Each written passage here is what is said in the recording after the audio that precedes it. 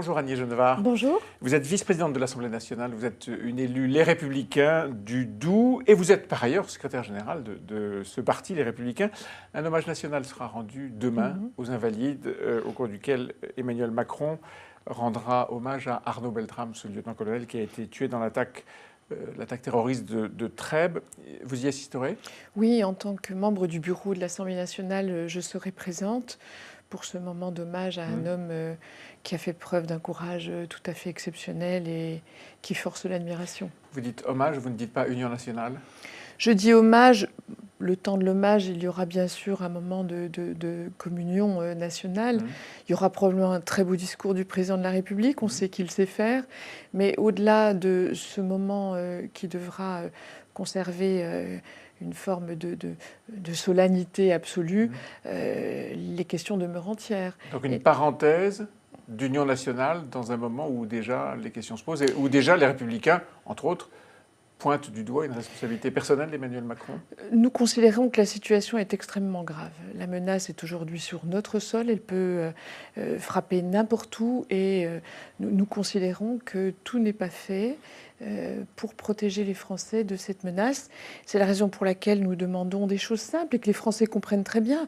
Expulser les étrangers jugés les plus dangereux, c'est une mesure de bon sens que chacun comprend.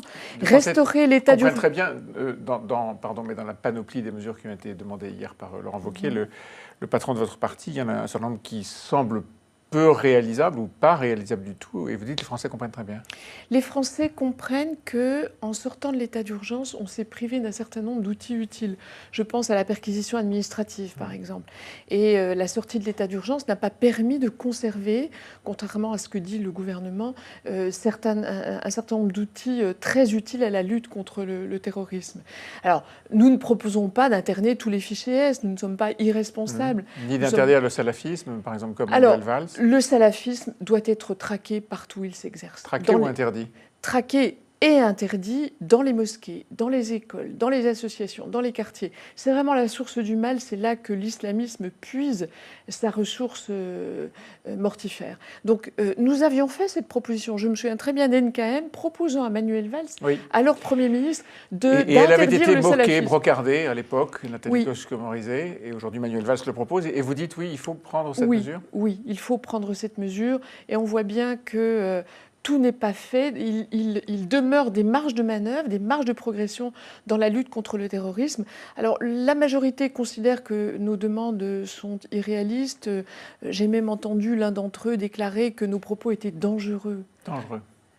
Donc là, on est à contresens. Vous dites candeur, ou Laurent Wauquiez dit candeur, parole creuse, absence d'action, coupable de naïveté d'Emmanuel Macron. Est-ce qu'il était utile de frapper si fort? Alors, vous savez, nous avons un président dont la marque de fabrique est de parler cash et de parler vrai, mais par là même de susciter le débat. Et je pense que Emmanuel Macron, et d'ailleurs notre président n'est pas le seul à le dire, certains commentateurs le disent également, a une vision un peu idéalisée de la coexistence des religions. Et au fond, quand il dit la source du problème, ce sont les difficultés sociales, économiques. C'est ce qu'il disait il y a 2 ans. C'est ce qu'il disait. Il ne le dit pas aujourd'hui, en tout cas il n'a pas fait de discours autour de ça. Mais je ne suis pas certaine qu'il ait complètement abandonné cet élément d'analyse. Et en tout état de cause, le problème ne se réglera pas de lui-même spontanément. Il faut lutter implacablement et nous ne sommes pas au bout du chemin et pas au bout du combat. Candeur et gouvernement réfugié dans la seule émotion, dit Geoffroy Didier. Alors, il est clair que le président de la République excelle dans l'émotion, mais les Français ne s'en satisfont plus. Et du reste, on voit bien que immédiatement après l'assassinat d'Arnaud Beltrame, au-delà de l'émotion qu'a suscité sa mort, eh bien, immédiatement, les questions sont venues de tous côtés. On voit bien que les Français ne sont plus prêts à se satisfaire de l'union nationale autour de la célébration d'un héros, fut-il aussi exemplaire que l'était Arnaud Beltrame. Ils veulent des assurances que leur protection sera bien assurée. Et donc, vous demandez des comptes? Alors, on demande des comptes, on demande que le président de la République fasse la démonstration qu'il exerce une de ses prérogatives majeures, qui est de protéger les Français. Ce qu'il ne fait pas, à votre avis, suffisamment aujourd'hui?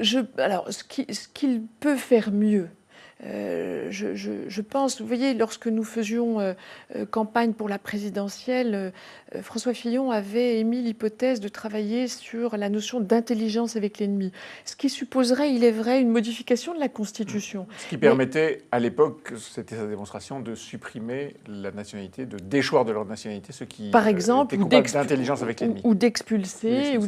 Donc, je pense qu'on n'a pas tout exploré. Certains juristes disent l'éloignement du territoire comme peine complémentaire, c'est quelque chose qui est possible. On voit que les terroristes sont souvent passés par la case délinquance. Eh bien, on peut avoir une peine complémentaire d'éloignement du territoire. En tout cas, voilà des pistes qui ne sont, à mon sens, pas suffisamment explorées. En tout cas, vous dites aujourd'hui, il ne suffit pas d'un hommage national, il faut de nouvelles mesures. Clairement. Dans un contexte complètement différent, un sujet complètement différent, on voit que les tensions sont en train de s'accumuler dans le domaine social. 3 avril, grève des cheminots, grève d'Air France aussi, grève probablement des éboueurs ici ou là. 4 avril, grève sur un motif très différent de France Télévisions. Est-ce qu'il y a un sujet social aujourd'hui qui vous inquiète? Il y a dans l'opinion publique un certain nombre d'inquiétudes qui s'expriment effectivement pour l'instant sporadiquement selon les corps de métier. Je ne ferai pas partie de ceux qui aspirent au chaos social généralisé. Je crois que non, ce n'est parce pas... que les réformes qui sont il y a des réformes sur lesquelles les syndicats luttent sont en général partagées par la droite. Il y a des réformes qu'il faut faire, même si... concernant la réforme des cheminots, on a envie de dire tout ça pour ça. Parce que, au fond, la réforme qui est proposée, elle est timide. Elle est en devenir, puisque le statut des cheminots ne concernera que ceux qui vont intégrer la SNCF. Les nouveaux entrants. Les nouveaux entrants.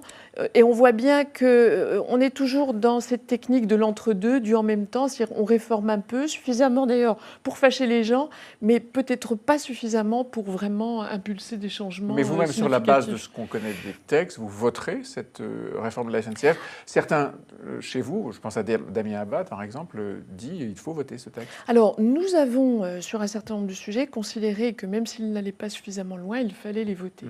Donc, nous avons toujours fait preuve d'un esprit de responsabilité. Nous ne changerons pas. Les ordonnances, en la matière, ça vous choque? Alors, les ordonnances, quand on en fait un usage immodéré, l'abus d'ordonnance est mauvais pour la démocratie. Vous voyez. Donc, et puis, il y a la question des ordonnances, mais de façon générale, on voit bien que pour Emmanuel Macron, le Parlement est un gêneur. Et ça, c'est profondément gênant. Le Parlement est un gêneur et donc vous voulez manifester votre position. Est-ce que ça irait jusqu'à ne pas voter justement ces ordonnances dont vous parlez? Alors, je pense qu'il faut voir où elles s'appliquent, si vous voulez. Mais il y a un projet, semble-t-il, de travailler sur ordonnance, par exemple pour la réforme de l'épargne retraite. On verra ce qu'il en est, mais on s'aperçoit tout de même au fil des textes que le recours à l'ordonnance permet tout de même d'évincer une partie du débat parlementaire. Et quand on voit qu'on veut réduire le droit d'amendement, on veut introduire la proportionnelle, on voit bien que tout ça a pour finalité plutôt d'amoindrir le rôle du Parlement. Ou de gouverner plus vite, ou de réformer plus vite, pourquoi pas? Alors, il y a des outils pour ça. Le temps programmé est un outil, mais le gouvernement préfère se saisir systématiquement des ordonnances. Il faut faire attention. Il faut faire attention. En tout cas, vous alertez le gouvernement là-dessus. Merci Annie Genevard. Merci Nicolas Bétou.